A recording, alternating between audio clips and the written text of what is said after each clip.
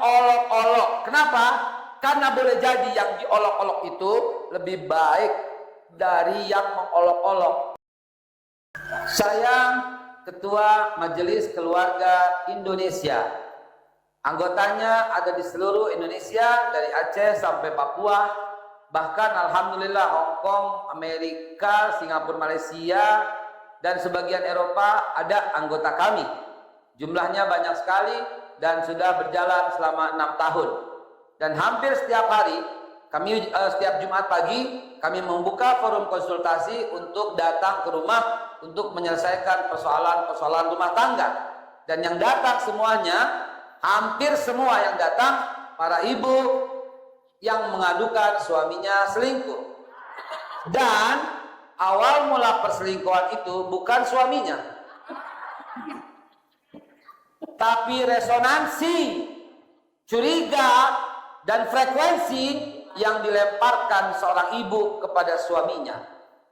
Awalnya suaminya itu benar-benar kerjanya itu pulang malam karena sibuk, tetapi selalu dicurigai.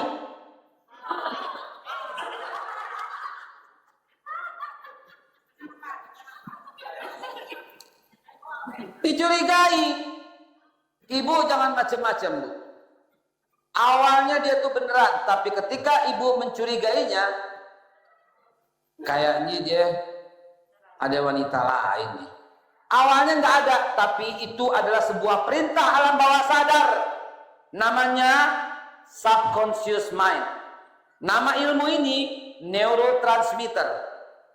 Yang menemukan Profesor Dr. Susan Greenfield. Kata-katanya mudah dicerna. Whatever you repeat in your brain, you will grab in your hand. Apapun yang kamu ulang-ulang dalam pikiran, kau akan genggam di tangan. Tetapi itu sekarang, ini udah disampaikan oleh Rasulullah Sallallahu Alaihi Wasallam jauh sebelumnya, 1400 tahun yang lalu. Iyyakum wazan, fa inna zan akdzabul hadis, kata Nabi. Awas kamu dengan prasangka, karena prasangka itu lebih dusta daripada perkataan dusta. Akdzabul hadis, asal kata dari kadzab, bohong. Akdzab itu lebih bohong, dan dosanya lebih dosa daripada sebuah kata-kata yang bohong.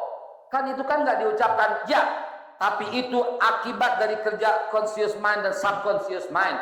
Akibat dari kerja koordinasi antara alam otak kiri, otak kanan, otak tengah, alam sadar, alam bawah sadar. Anda meng-create, Anda menciptakan itu. Kayaknya laki gue gak begini nih, kayaknya begini, kayaknya begini nih, kayaknya begini nih, kayaknya begini nih. Tuh kan begini.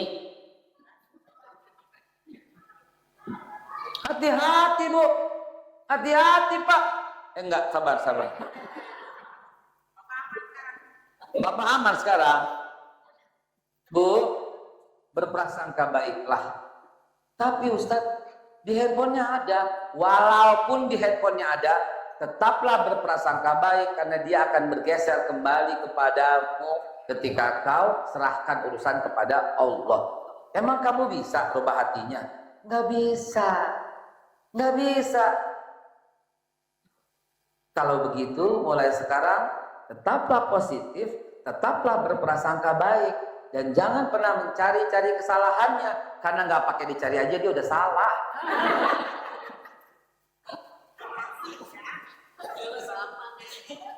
Ibu nggak percaya? Sekarang ibu buka surat Al-Hujurat ayat 11 dan 12. Pemirsa, kita rehat sejenak.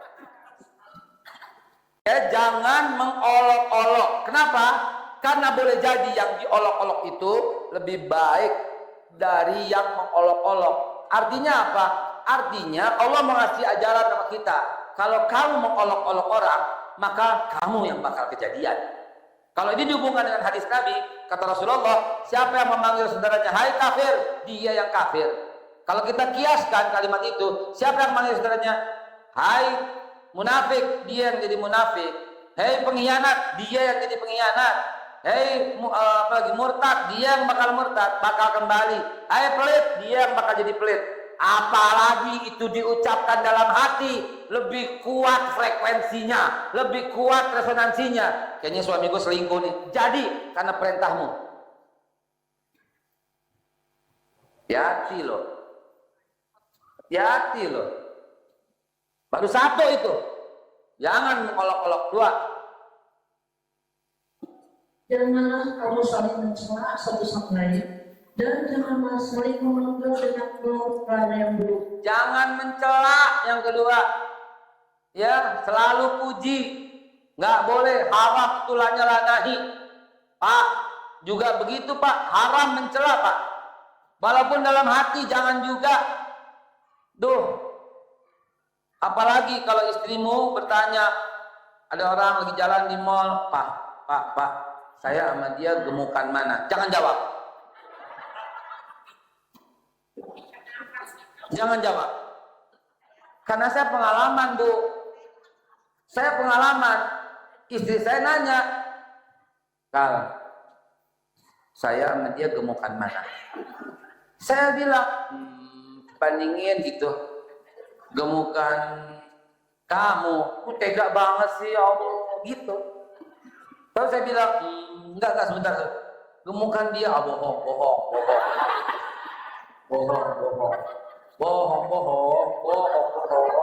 Digituin, saya bingung jawabnya. Ya kalau begitu jangan jawab. Gemukan mana? Aduh, mau ke toilet. Kabur aja. Demi untuk sakinah kan? Iya, gitu aja. Terus kalau istri mau minta makan di luar, nah itu supaya sakinah, bapak diem aja.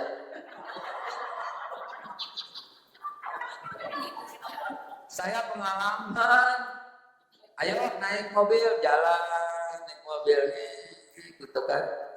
Restoran sederhana, saya berhenti. Aduh jangan di sini dong, kata dia. Ini kan santan semua. Habis apa? Ya terserahlah gitu. Ya udah lewat lagi ada seafood, saya parkir lagi seafood. Aduh seafood, kolesterol tinggi, gak. Yang lain aja yang lain. Habis apa dok? Ya terserah. Jalan lagi ada andakan, ada dibakar. Begitu masuk kamu tega apa ya? Nyelit digigit nyelit, dagingnya susah. Habis gimana dok? Ya terserah gitu loh. Jalan beneran terus sampai di sebuah nasi uduk gitu ya. Ya ampun tega banget makan di sini, malu atau turun di sini cuman begini doang. Habis gimana? Ya terserah gitu loh. Sampai ujung sampai jam 10 malam nggak makan. Jadi kalau dia minta makan, Anda tidur, Anda nggak bakal disalahin, ya. Atau bawa ke toko emas, beres tuh semua. Jadi Pak, kunci sakinah itu adalah darimu prasangka baiklah dengan suami. Dia keluar capek dan dia pulang ingin mendapatkan sakinah itu. Dan sakinah itu bukan dari kata-kata,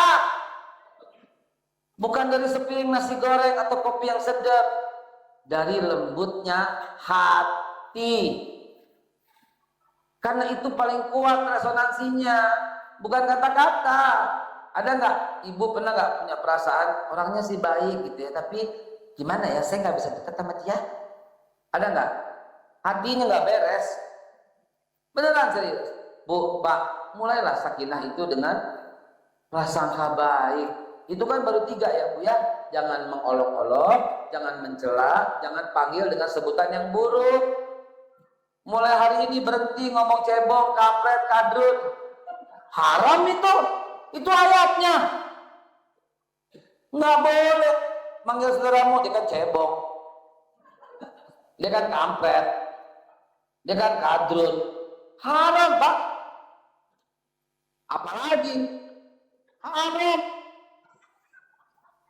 Saya bukan bela siapa-siapa, saya berpihak kepada Al-Quran. Manggil orang bajingan haram Pak, haram. Mau siapapun terserah, haram Pak. Al-Quran yang bilang. Silakan bantahnya Al-Quran. Jangan panggil orang dengan sebutan yang buruk, kata Allah. Saya sering kesel itu di WhatsApp. Di WhatsApp kalau manggil polisi itu orang coklat. Panggil TNI itu orang coklat, betul nggak? Saya tegur, langsung dibilang ya munafik, pengkhianat. Saya lagi ngamalin ayat. Nggak boleh manggil sebutan buruk, apalagi nama hewan itu nggak boleh. Ya Pak, ya Bu, itu 3 pertama untuk mendapatkan sakinah di rumah. 3 yang kedua, ayat 12, lanjutin. Bilahi taufiq wal hidayah, cepetan sekarang soal bilahi wa taufiq hidayah. Banyak orang beriman, jauhilah banyak dari prasangka. Tuh, prasangka yang kata Nabi sedusta-dustanya perkataan. Ya, jadi jangan mengolok-olok, jangan mencela, jangan manggil dengan sebutan yang buruk, apalagi manggil laki lo, apalagi manggil bini lo gitu ya. Mana sih? Ya ampun, betul banget sih ya. Pak, percaya sama saya. Sakitnya itu bakal hilang 18 tahun yang lalu baru hilang, Pak. Sok, ayo lanjutin. Contoh jangan prasangka apa? Dan janganlah mencari kesalahan. Jangan cari-cari kesalahan. Ya, Nabi dikasih air cuka aja jeblek habis langsung, jangan sampai dia tahu kesalahan itu. Kita baru kopi pahit begini aja ya. Oh, pahit nih. Nih baru kopi pahit begini aja. Nih contohnya nih gitu ya. Bohong saya minta pahit itu. Dan yang terakhir jangan bergunji. Oke, Bu? 6 ini Bu yang mesti ditulis lagi di rumah. Di rumah ditulis, dilaminating, dikasih warna, dikasih bunga-bunga, lalu ditempel. Fotokopi 10 lembar, ruang tamu 1, ruang tengah 1, dapur 1, ruang makan 1. Beneran. Beneran. Beneran. Serius, jangan dianggap sepele. Karena orang tuh mesti mengingat, ingat terus. Udah selesai ya? Udah selesai? Udah. Tuh panitia bilang udah selesai. Billahi taufiq wal hidayah. Bu, pegang baik-baik ini. Ada papan tulis nggak? Ada spidol nggak? Nggak ada. Kalau nggak ada, udah. Billahi taufiq wal hidayah. Ada. Ada? Nggak ada? Ya udah, billahi taufiq wal hidayah. Buruan atuh. 5 menit. Emang di mana ngambilnya, di ujung berung? Ayo sebagai penutup, cepetan.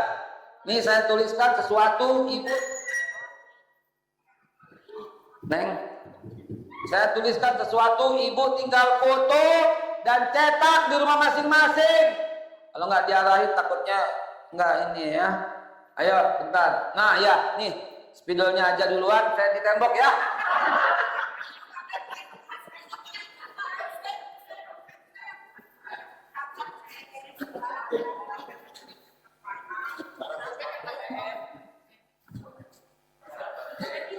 Op situ aja. Situ aja. Dihapusin dulu Pak, dihapusin dulu. Dekil begini. Hah? Udah? Oke.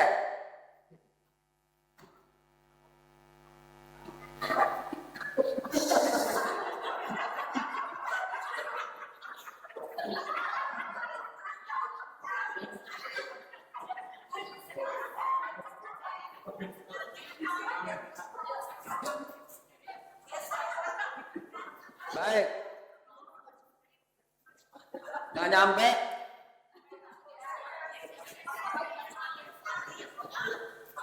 Itu ada nggak?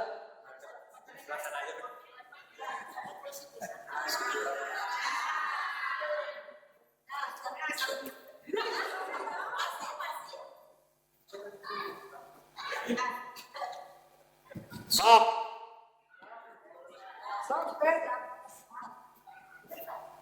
Sana kelihatan. Bohong banget, belum digambar apa-apa kelihatan. Kebiasaan. Belum digambar bilang kelihatan.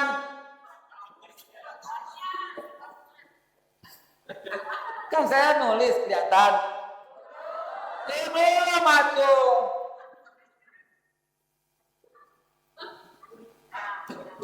Nanti baru foto. Ya, setelah sempurna jadi baru foto. Ini anggap rumah kita. Harta yang paling terindah adalah keluarga. Ini pintunya kan zaman dulu begitu, ya kan? Ini biasa ada lampu, ini ada biasa begini. Rumah ini akan menjadi rumah yang membawa sakinah,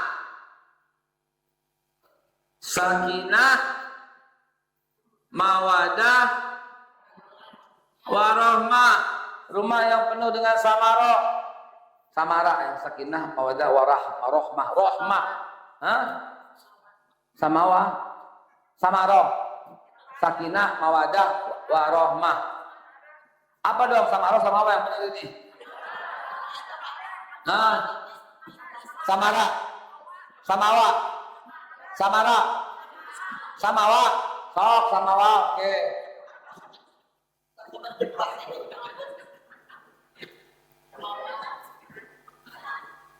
Salah satu tugas utama dari jin dan setan adalah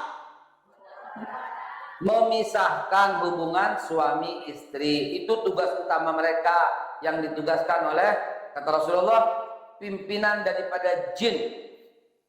Ada pimpinan dari jin, hadisnya sahih ya, dan memiliki kerajaan yang besar di bawah laut, kata Rasulullah. Dan mereka tuh satu perintah, satu komando. Begitu ada pemisahan suami istri, itu dipanggil tuh jin yang berhasil memisahkan suami istri, dan diberikan istilahnya, diberikan penghargaan lah gitu. Istilahnya diberikan bonus lah begitu ya. Pak, Bu, dengarkan ini. Mulai hari ini kita paham, nanti fotonya nanti. Hari ini kita pahami bahwa membawa sakinah dimulai dari keluarga itu adalah karena malaikat rahmat yang meliputi rumah kita.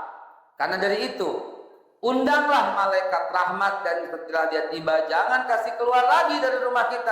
Kenapa? Karena itu jaminan jin dan setan tidak akan masuk rumah. Emang bisa jin dan setan masuk rumah? Hadis sahih. Suatu ketika Nabi SAW sedang menunggu malaikat Jibril, dan malaikat Jibril tidak pernah terlambat karena dia tidak pernah lewat pasar Cicahem. Macet soalnya. Malaikat Jibril nggak pernah terlambat. Betul tidak? Kok tumben terlambat? Kenapa terlambat? Malaikat Jibril terlambat. Nabi keluar rumah dan ternyata didapati malaikat Jibril sedang ada di luar rumah Nabi. Dan Nabi bertanya, apa yang menahanmu ya Jibril? Jibril alaihissalam menjawab, telah menahanku seekor anjing di depan rumah Nabi. Bukan Nabi yang pelihara anjing. Anjing itu lagi nggak sengaja berteduh di rumah Nabi. Bayangkan kalau hari itu udah ada handphone, udah ada WhatsApp. Bayangkan yang lewat Abdullah bin Ubay, tokoh munafik, atau Abdullah bin Sabah, difoto, disebar Nabi piara anjing. Betul tidak?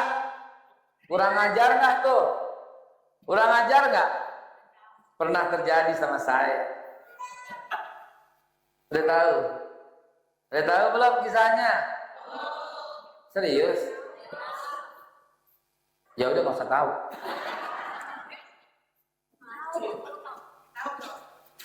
Saya umroh, nggak sengaja demi Allah nggak sengaja pada waktu itu tiba-tiba ketemu Pak Ganjar.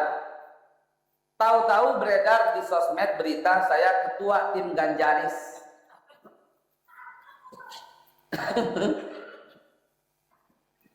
Aneh banget sih. Tetangga saya Profesor Dr. Budiatna meninggal dunia. Saya datang.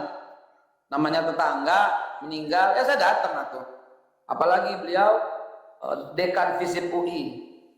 Ternyata datang juga Bang Ade Armando. Dan dekat saya difoto sama orang, dan kemudian beredar luas. Haikal itu satu kelompok dengan Ade Armando. Saya bilang, emang gue pikirin.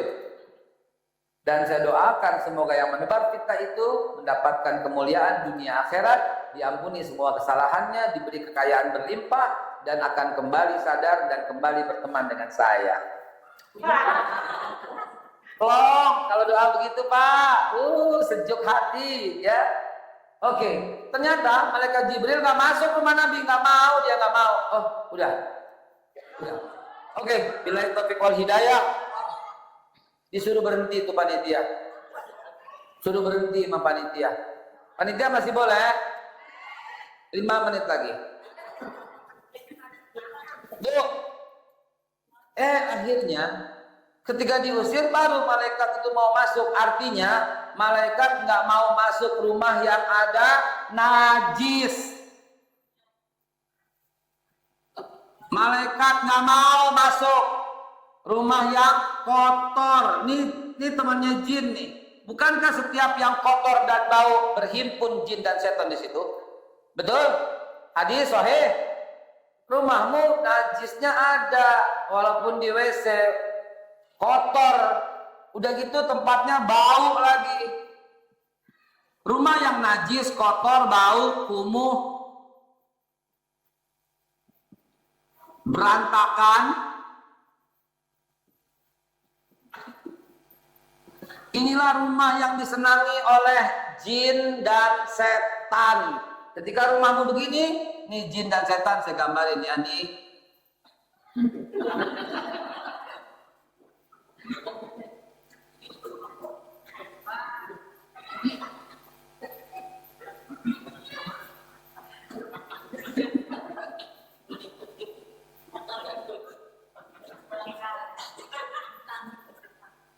Kayak Pikachu.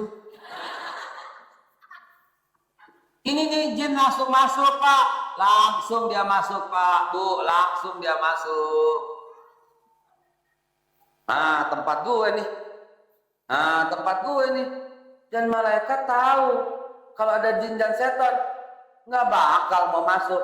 Jadi materi ini kalau nggak bakal dapat sakinah dari rumah. Kalau rumahmu najis, kotor, bau lagi, amis lagi, kumuh lagi dan berantakan. Dan yang paling setan paling demen 6 tadi yang isinya itu saya simpulkan dengan satu kata, jidal.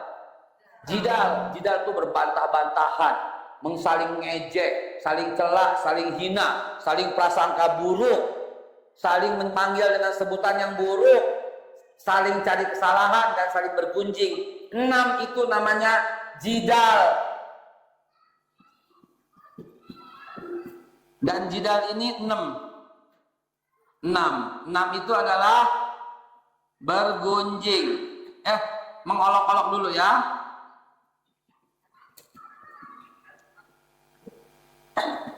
Mengolok-olok, mencela,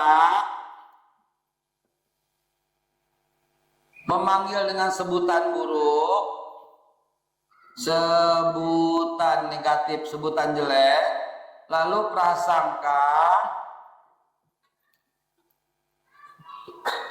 habis prasangka naon? Mencari kesalahan, mencari-cari kesalahan dan bergunjing. Gimana mau sakinah bisa dari rumah? Anaknya aja kamar mandi, saya duluan.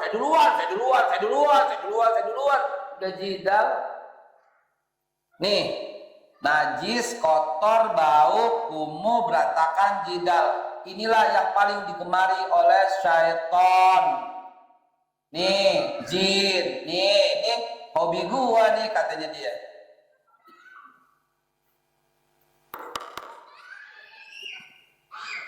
Ya. Oke.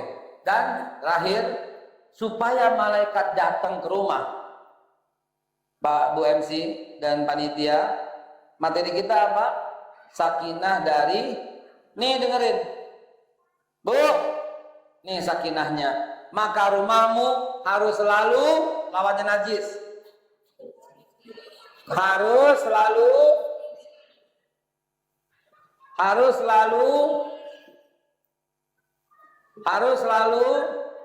lawannya kumuh, lawannya berantakan rapi. Kumuh lawannya resik, keset, bersih. Berantakan lawannya rapi. Dan jidal lawannya saling menasehati kebaikan. Tawasau bil haq, tawasau bis sabr. Ya, jidal ini saling doa, saling ramah, kita saling mendoakan. Dan 6-nya kita lawan. Mengolok-olok, bilangnya apa? Mengolok-olok.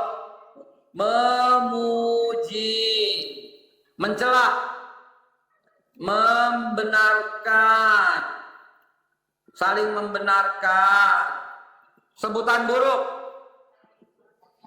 sebutan yang selalu baik, positif, prasangka, ganti prasangka juga, tapi prasangka baik. Cari-cari kesalahan, tutupi kesalahan.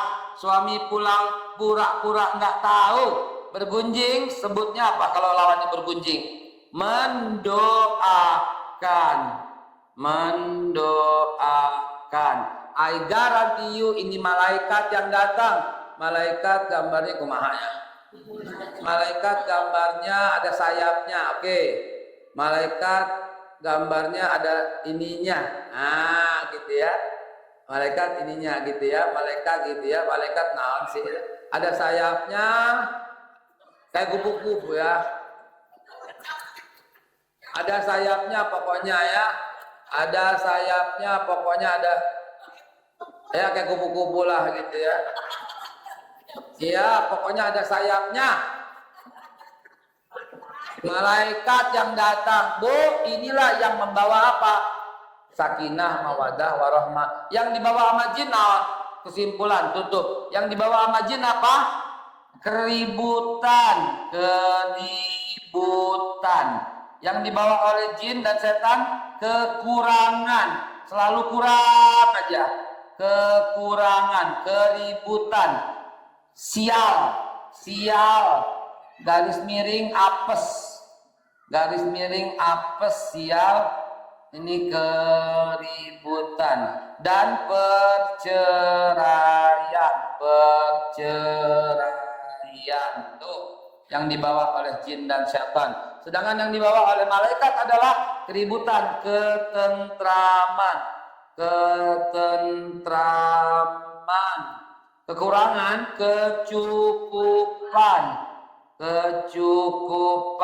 sial, apes, untung terus ya, dapat proyek dapat proyek itu untung terus, tender terus, mantap ya. Gawean, nggak cawe-cawe. Perceraian itu apa? Lawannya sakinah, mawaddah,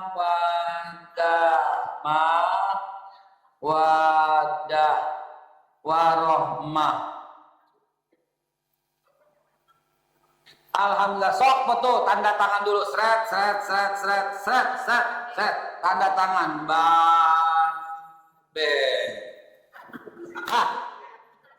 sok, tanda tangan, maju. Billahi taufiq wal hidayah. Assalamualaikum warahmatullahi wabarakatuh. Ada pertanyaan? Nanya. Ada lagi. Curhat itu hanya kepada orang yang bisa menyelesaikan masalah. Ya, kalau ibunya wanita, ialah ibu wanita. Nggak usah curhat sama ustadz, curhatnya sama ustazah. Karena biasanya ntar jadian sama ustadznya. Serius, jangan biasakan curhatnya sama teman wanita atau sama ustazah atau sama psikolog. Jangan juga sama orang biasa, teman pengajian, itu namanya bergunjing. Apalagi yang mau bicarakan suami sendiri, dosanya kayak apa itu. Cari solusinya kepada psikolog, kepada ustazah, kepada orang yang bisa menyelesaikan masalah. Kalau penyakit hanya boleh dibicarakan sama dokter. Kalau kekerasan dalam rumah tangga, laporkan kepada polisi dengan segala buktinya. Ya, jadi ada step-stepnya seperti itu. Mengenai jodoh cerminan dari kita, bisa iya, bisa tidak. Bisa iya, bisa tidak. Buktinya Nabi Lut, istrinya kurang ajar. Ya kan? Nabi Nuh, istrinya kurang ajar. Aisyah, suaminya yang kurang ajar. Ada contoh-contoh yang lengkap seperti itu. Berkacalah kepada mereka semua. Intinya adalah Allah jodohkan ibu dengan suami ibu itu saling membawa keimanan dan ketakwaan. Kalau suaminya galak, KDRT, pulang mabuk, bawa perempuan lain ke kamar, nauzubillah summa nauzubillah. Ibu sampaikan ke Allah, ya Allah, Nabi Musa tugasnya membawa kembali semua Bani Israel ke jalan Allah. Nabi Ibrahim tugasnya membawa semua Namrud pasukannya untuk ke jalan Allah. Bahkan Nabi Muhammad tugasnya mengembalikan kaum Quraisy kembali ke jalan Allah. Itulah tugas para nabi. Sedangkan aku tugasnya satu, mengembalikan suamiku ke jalan Allah. Aku akan terima tugas ini ya Allah. Aku akan terima sepenuh hati karena tugasku hanya satu orang ini. Aku nggak akan buatmu kecewa ya Allah, sejahat-jahatnya dia. Aku akan ajak dia kembali ke jalan Allah. Dia bukan berdosa kepada aku ya Allah, dia berdosa kepadamu.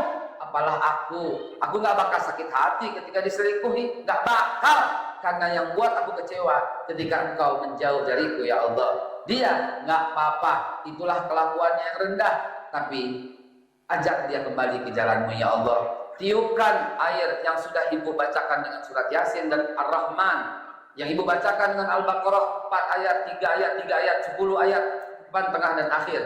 Bacakan Kulhu, Al-Falaq, An-Nas, bacakan Izazul dan Tabat, bacakan semua, tiupkan semua itu, dan suruh pelan-pelan bikinin kopi, bikinin teh dari ayat itu, dan insya Allah dia akan kembali. Ibu nggak usah kecil hati, nggak usah kecewa lihat dia begitu, nggak apa-apa.